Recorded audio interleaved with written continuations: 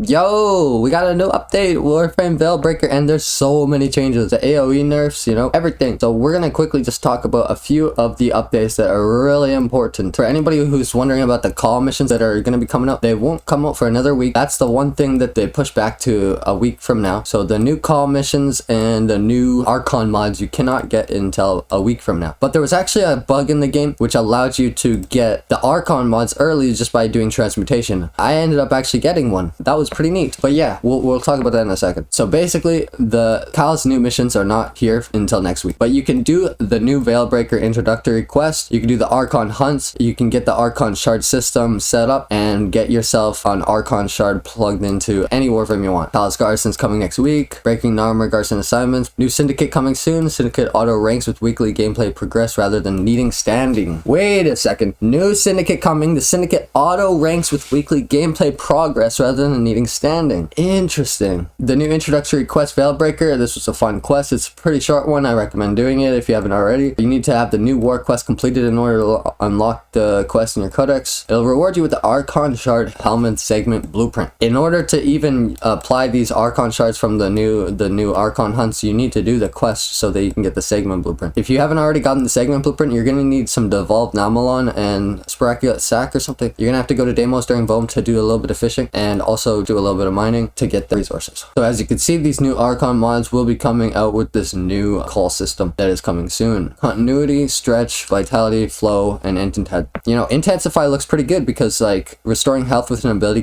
grants you 30% ability strength for 10 seconds. You get double ability strength after you use an ability to heal. There's a lot of abilities to do that. My Wukong's second ability heals. Vitality is really good too. Status effects from abilities that deal heat damage will be applied twice, so huge damage on Protea turrets. Archon stretch, I don't know about this because it's only 2 energy per second over 5 seconds. What is that, 10 energy? Is this a mistype? This doesn't seem right. Unless it's every single enemy that is affected is giving you 10 energy. Maybe you could use it on a discharge volt and actually get your energy back from discharging. I'm not sure. I'm definitely wanting to try this one out though. Archon flow is super good in my opinion. I could be 100% wrong, but Frost's ability, his armor strip, they've changed. They actually changed all armor strip abilities. So before, if the enemy has 100% armor, you strip 50%, they go down to 50%. You strip with the same ability that would usually strip 50%, it would strip it down from 50 to 25%. It wasn't just taking the base and taking it off. It was doing a multiplication or division thing, right? They've changed it. They've made it base. Things that armor strip, instead of like doing 50% of the armor, it's doing 50% of the base armor. If the enemy only has 50% of the base armor left, then you only need to cast it twice. One time to bring it down to 50 and the second time to bring it down to 0. So that's super OP. With Frost, you can strip armor with your 4th ability and then boom, you have a chance to get more energy orbs. That's pretty good. The new weekly mission Archon hunts are available. I don't want to spoil anything about the Archon hunts. Go try them out. They're fun. The Archon bosses, they're a little bit tanky. That's all I'm going to say. Have fun with that. I'll probably do a guide about this next week or something. But yeah, once you complete it, you get an Archon shard and you also get one of these possible rewards out here. Legendary Core, Exodus Warframe Forma, Kuva, AK Endo. I got AK Endo. Not terrible. Not the best though. Also, each shard earned has a 20% chance of being Tau Forged. Tau Forged, boys. I don't even know what Tau Forged means. There are 3 different types of Archon shards: defensive, offensive, and utility. The one for this week, I'm pretty sure it's for everybody, is defensive. That's why the Archon hunt is Boreal on Earth, and the next week is probably gonna go to Mars. I'm assuming. Maybe it'll be on rotation where it's like 1, 2, 3, or maybe it'll be RNG. I'm assuming it's gonna be on rotation. Yeah, these Archon shards are actually OP. Once everybody's utilizing them to the max, it's gonna just be stupid. Every Warframe is gonna be viable, literally. Styanax is now free, right? So Styanax, there was a tiny little bug. So if you logged in on day 1 and you didn't get Styanax, log in today. You will get it. There was just a little bit of a bug where people were getting 2 Styanaxes instead of 1. They were getting multiple messages in their inbox, and some people were just getting 1. Some people weren't getting any. They decided, hey, let's fix this. Instead of allowing it to keep going, let's just cut it off for now and then go into the code and make sure it's working and then release it fully fixed. They disabled the Styanax free for like a couple hours or something, but after they hot fixed it, it's fixed. So all you gotta do now is just log in and you'll get it. Oh, you have 2 weeks, so as long as you get in before the September the 21st, you will get Styanax for free just by logging in. Void Shell, dude, the Void Shell stuff looks sick. I'm gonna show you guys my Void Shell stuff later. I bought it all. I bought all the Void switch out stuff. I'm gonna do crazy fashion frames. You guys will see. It's gonna be not even good. It's just gonna be memes. I'm just kidding. We got Protea Deluxe. That's cute. I need to grab that. We got Tenogen round 22. Wisp, Octavia, Revenant, and Volt. Pretty decent. We got some other accessories, whatever, blah, blah, blah. Quality of life changes. Oh my god. Okay, these are the changes that actually matter. Here we go. Starter Warframe ability changes, Excalibur, Mag, and Volt. Warframe Augment buff part 2. Armor changes. AoE weapon changes. Fucking ammo pickup changes. Holster speed buff and mod changes. Headshot damage changes. Prime Fulmination, Prime Firestorm rebalancing. Spear gun change. Syndicate pledging. Riven capacity system change. Last gasp. Rework. Solar rail. Junction changes. Gliding. Gilding changes. Bleh! There's so much stuff in this. Hold up. What is the most important we gotta know? Okay, so even though they, you know, they did some stuff to the Warframes and the AoE weapons, they gave us some build formulas, some Orc Catalyst, some Orc Reactor for the nerfs. To be honest, I'm probably gonna end up going through like 10 formulas to fix my builds, and I don't need the Orc Reactors or Catalysts at all. But hey, those will be useful for other weapons and stuff, so I ain't complaining at all.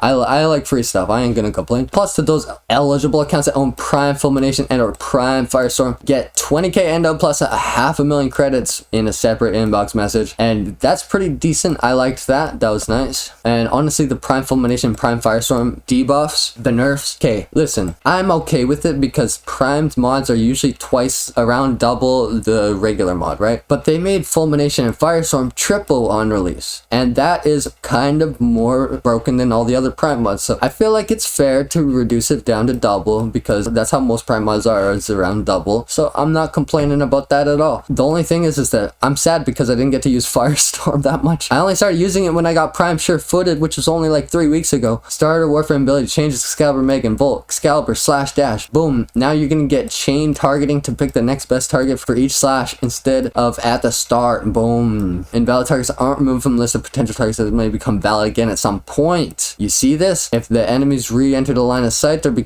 being at a closer distance, then the invalid targets become valid, so you're able to easily chain more slashes. Also, if you jump, you cancel it. Damage is now 100% slash, guaranteeing slash status effect. This is a huge Excalibur buff. Slash, dude. Slash is powerful. Increase overall speed when dashing between enemies. Awesome. You like going fast. Increase active targeting of extra units. Can now be cancelled by jumping or dodging. Yes. Reduce the slashing animation. Improved and in/dashing animations. Update that effects with the accompanying Excalibur front double turret after performance slash dash. Radial javelin with a cap on enemies. They get hit by gets hit a lot of enemies. Added a guaranteed slash status effect to the 3 and increase the size of the javelins, and the javelins now visually aim for the chest. Meg passive no longer requires you to bullet jump to hold pickups towards her. So now her passive is just, what is her passive? Just a vacuum?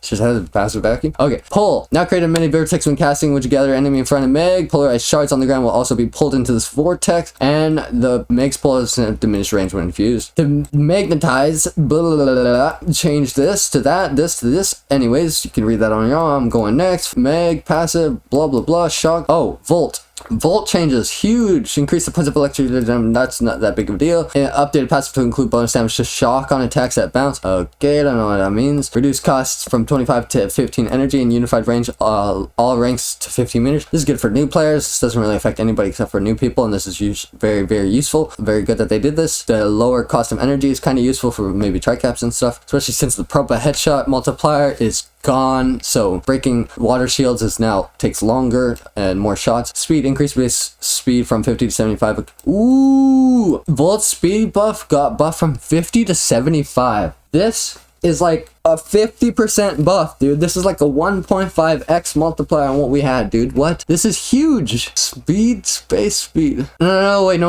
Increase base speed from 50. Base speed. Wait a second. Increase duration from base speed. From 50 to 75. No, wait, I think that is the speed buff, right? Increased duration from 5 out of 10 seconds to 9 to 12 seconds. Base and max. Oh, base duration. Okay. Increase the reload speed buff from 17 to 25. I might start using Volt now, dude. Unify the range for all ranks, 25 minutes. Ooh, range. Electric shield. All changes below specified to the carrying mechanic. So when you pick up the electric shield, it no longer slows you down and no longer drains your energy when you're moving around. It no longer makes you use your secondary weapon. You can use your primary and your melee weapons while carrying the shield. And it also made the sound effects cooler when you pick it up and drop it. Discharge. Unified electric pulse range to 20 meters across all rings. So when you're brand new trying to use the discharge, you're not going to get completely slapped in the face with no range. You can actually use it and get some range, even though the damage will be super low. And electric arc radius. Boom. Whatever that means. General Warframe changes. Wukong. Okay, I main Wukong. This is important to me. Wukong's a top performer as a mobile energy. Celestial Twin has the ability to effortlessly carry people through more content thanks to the Twin doing a lot of heavy lifting.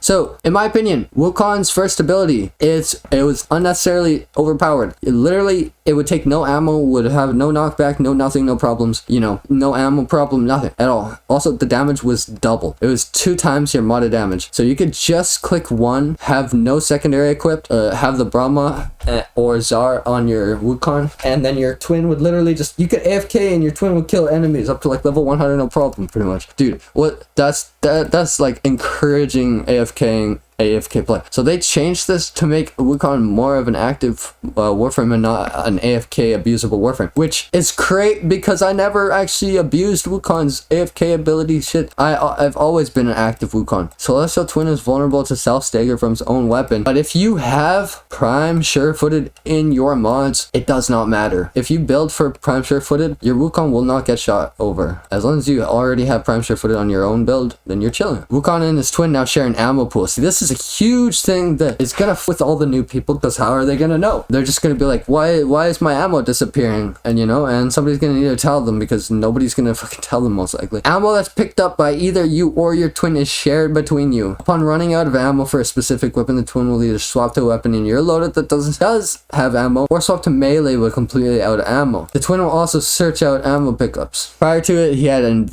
unlimited ammo, and that allowed the high impact low ammo weapons such as Brahma to be used outside of the weapon balancing intention. Since the Twin now inherits her loadout, a more active role is encouraged to maintain its effectiveness. Made several hot adjustments to Wukong Celestial Twin to fire.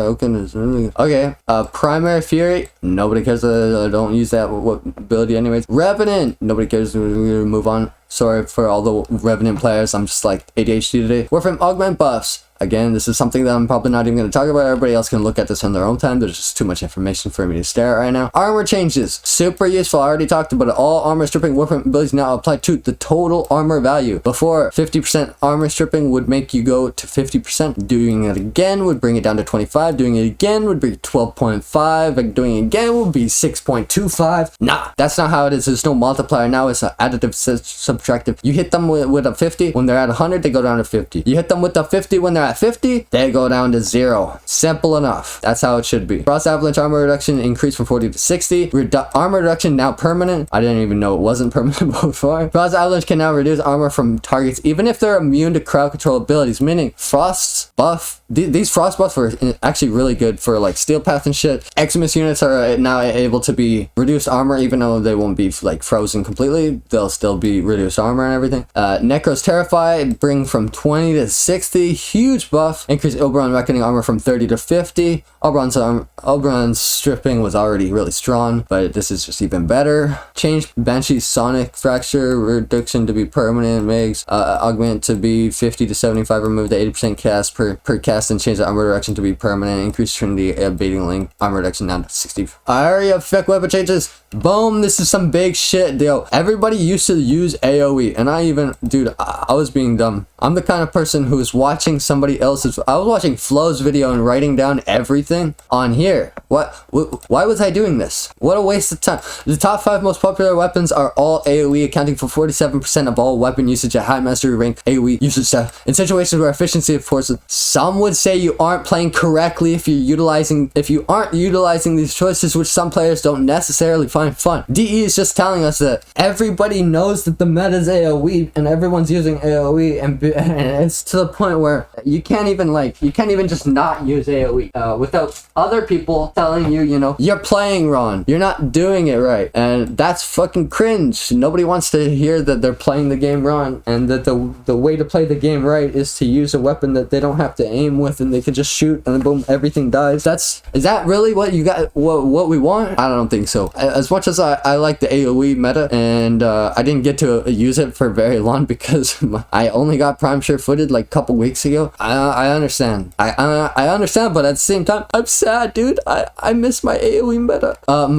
Majority of sessions I play co-op, so ideally everybody gets a chance to play. We've reached a point where players are asking us to change these weapons because they leave so little for others to do. Now this is true. Whenever I did Fissure missions with my AoE weapons and Wukong, I would get to the end of extraction within between 50 to 100% of the damage dealt. Rarely would I ever, you know, be able to. If anyone was under MR10, them getting a kill would be a significant feat. Even in extermination, I would get over 100 kills, and some people would have 2 or 3. So this is not wrong, you know. We've reached a point where people can't even do anything when they're in a mission with me if they're too new to the game, because I'm using the meta AoE bullshit that all the vets use, and it makes it so boring, dude. I swapped to something that, you know, wasn't meta or whatever, and I was trying to level it, and instantly I felt like I was just following the squad and I wasn't even getting kills. But this is, you know, this is how it would be, you know. These changes. Anyways, what am I talking about? This video is getting way too long. Ammo change, ammo pickup, limiting sniper and shotgun ammo types, simplify the primary, secondary, and heavy. Ammo pickups now have new property on every weapon and increase the amount of ammo you get when you're picking up an ammo box. Base ammo pickup values, primary from 60 to 80, secondary from 20 to 40.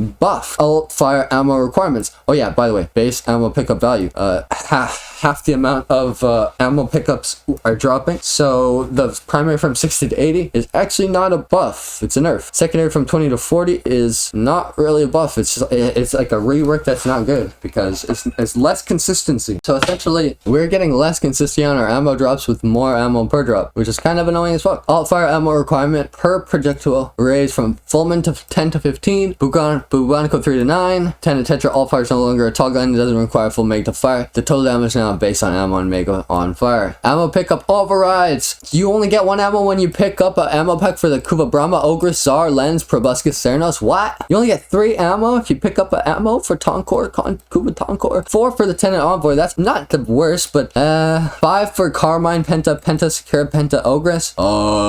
9 for Tsar. 10 ammo per pickup for Torrid. 15 ammo per pickup for Archoplasma, Catch Moon, Primary, Cedo, Cernus Prime, Corinth Prime, Deku, Jet, Phantasma, Rakta, Cernus, Rubico Prime, Sancti, Tigris, Simular, Sports, Cernus, Paris, Prime.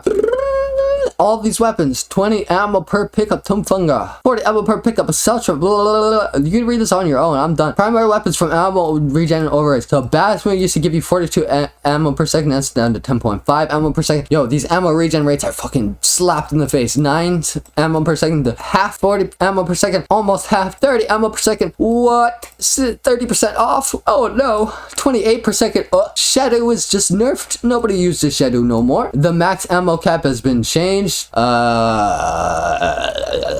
holster speed buffs and mod changes, the head, the prime fulmination, firestorm rebalancing, the new soil path fish, all of this dog shit. Don't save this. Why did I even type this in the first place? The ammo changes, the ammo pickup, blah blah blah, the fulmin, blah blah blah. There's just so much stuff, you guys. I want to summarize all the changes and everything, but there's too much. I've watched multiple videos, bro. I think I'm gonna redo this video and just summarize it better, because like there's like a handful of things. Okay, there's the new quest, there's the Archon system, there's the AoE nerf, there is the Wukong changes, the Excalibur Volt Meg changes, there's the holster speed changes, there's the transference changes. The holster speed is increased dramatically across the board for all weapons, and the old holster speed mods have been like pretty much changed so that they don't give holster speed and they give other stuff instead, or just completely removed. We also lost the ammo maximum on primary and secondary and merciless, or whatever it's called. So we used to have a buff to ammo maximum on our secondary and primary arcanes, and where is it? I don't even need to find it. The thing is that they removed it. So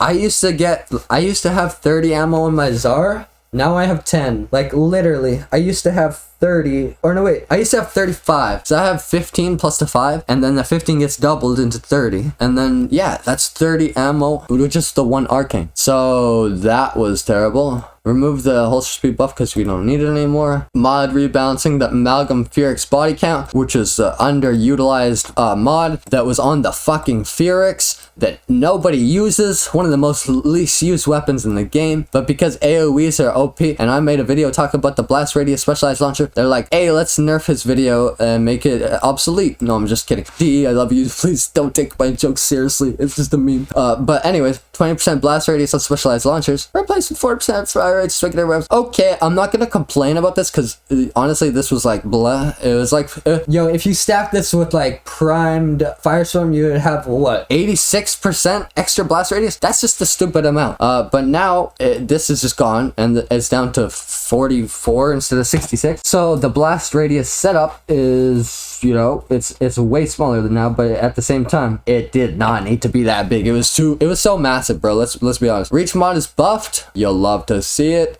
Tactical pump is buffed. You'll love to see it. New steel path mission void fissures. I need to do a whole video talking about this. I think this is going to be the new meta for farming resources, but I could be wrong. I need to check out a survival with a good squad. Spear gun changes. I don't really know what this really matters. Spear gun now reappears in your hand using reload. The need to manually retrieve your spear gun once it's been thrown is gone. Remove the need to charge your spear gun to throw it. Simply tap all fire to throw it. Within the arsenal, charge throw stats have simply become throw stats. Interesting. Spear gun does new throw animation, blah blah blah. Syndicate pledging. So you no longer need to wear a sigil. You can just click pledge and you'll be pledged. Pretty easy. Riven capacity system changes. Those familiar with Rivens come in two states, veiled and unveiled. Now when you get a Riven, it's not going to be veiled or unveiled. It's going to be